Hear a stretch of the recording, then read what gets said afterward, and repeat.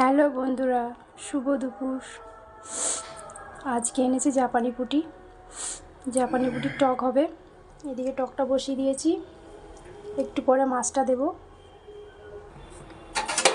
এবারে দিয়ে দেবো মাছটা। আমটা সিদ্ধ হয়ে গেছে।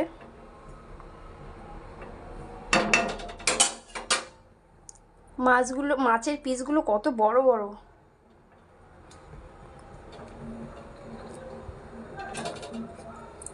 তোমরা কারা কারা খেতে এই মাছটার টক খেতে ভালোবাসো আমাকে বলবে।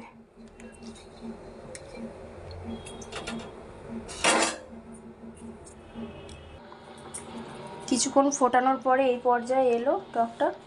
এখন কাঁচা সর্ষে তেল দেব। আমরা সর্ষে বাটাটা দিই না, সর্ষে তেল দেবো। কটা কাঁচা লঙ্কা দিয়ে দিচ্ছি চিড়ে।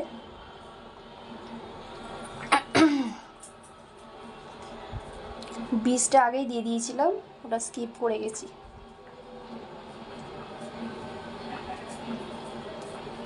কাঁচা সর্ষে তেল একটু দিয়ে দিচ্ছি।